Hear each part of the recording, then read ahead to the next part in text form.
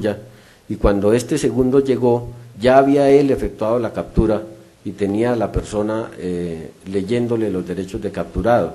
De manera que es apenas obvio que el segundo, que concurre momentos después, no haya precisado las circunstancias concretas y específicas en que se produjo la captura, pero de las que se encargó de especificar y de hacernos conocer el testigo que efectuó la captura, el señor Alexandro Vanegas Ballesteros, y ello es suficiente, toda vez que lo hizo bajo la gravedad del juramento, para que tengamos conocimiento de lo que allí ocurrió.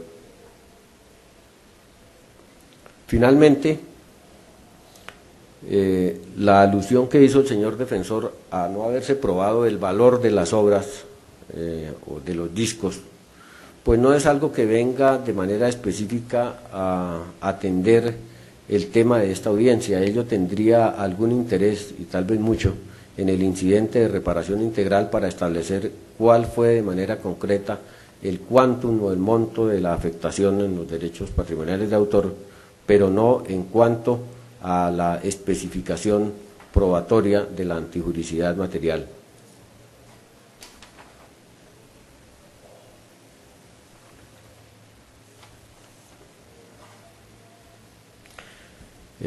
Su señoría, de esta manera la Fiscalía nuevamente reitera a su señoría cómo dejó probado con las estipulaciones aportadas y con las pruebas que fueron practicadas en esta audiencia, cómo en realidad se incurrió en el mencionado delito, y de él es autor el señor José Facter Quintana González, para quien de nuevo la Fiscalía reitera la solicitud de sentencia condenatoria. Muchas gracias.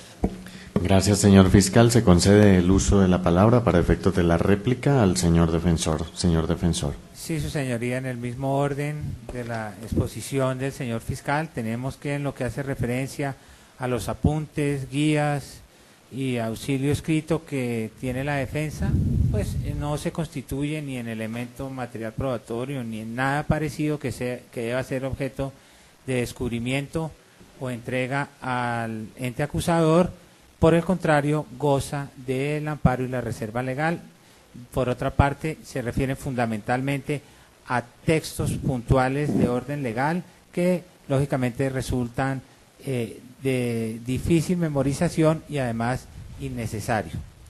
Ya en lo referente al punto de la tipicidad y de la antijuridicidad que se ha criticado, voy, como quiera de todo, que todos los elementos integrantes del tipo penal que nos ocupa, basta con que uno solo de ellos no aparezca probado para que se concluya la atipicidad de la misma o que no se probó la tipicidad de la conducta. Vemos cómo la Fiscalía, por una parte, reconoce que no necesariamente los titulares deban estar afiliados a determinadas asociaciones.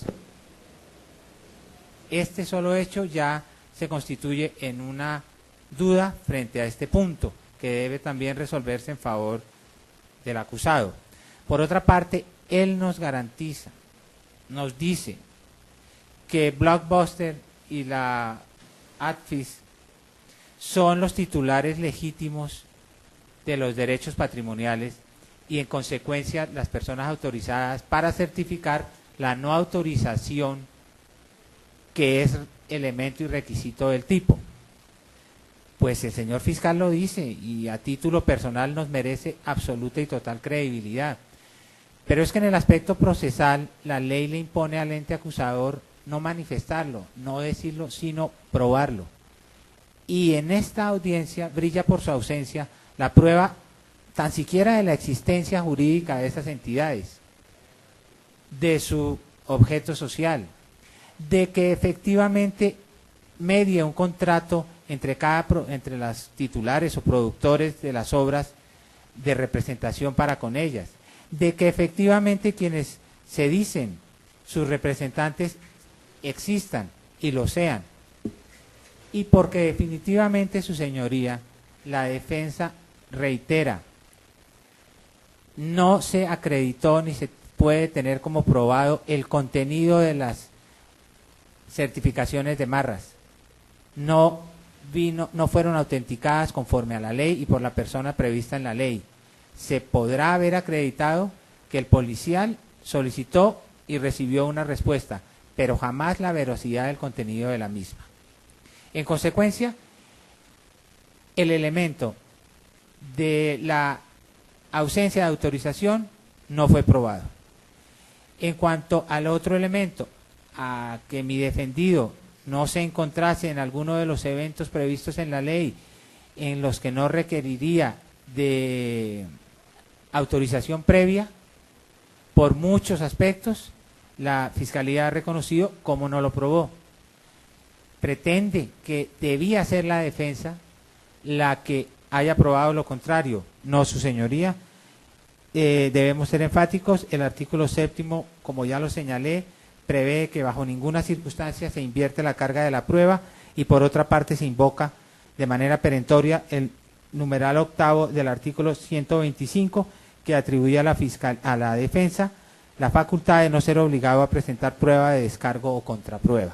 En consecuencia, era la Fiscalía la que ha debido probar que mi defendido no se encontraba en ninguno de los eventos de excepción legal, situación nada difícil, habiéndose determinado y establecido lo que no se hizo, quién era el titular de esos derechos, esa era la fuente idónea. En consecuencia, estos dos elementos brillan por su ausencia de prueba y no puede hablarse de tipicidad. Y en el punto de la antijuridicidad, dice el señor fiscal que no resultaba importante ni relevante acreditar el monto patrimonial de la defraudación, que eso sería objeto del incidente de reparación integral. Esto es absolutamente cierto y válido en otro delito, pero es que este delito precisamente gira en torno de defraudación patrimonial, y si no se establece la supuesta defraudación patrimonial, pues mal puede hablarse de que nos encontramos en presencia de una antijuridicidad material, no formal sino material, la que nos implica que haya habido una lesión o puesta en peligro de manera efectiva, cierta y significativa. Si no se prueba esa defraudación patrimonial en este delito de defraudación patrimonial de derechos de autor, no podríamos considerar que se ha acreditado la antijuridicidad material. Considero suficiente esto, su señoría, para sustentar nuevamente la solicitud de sentencia absolutoria. Gracias.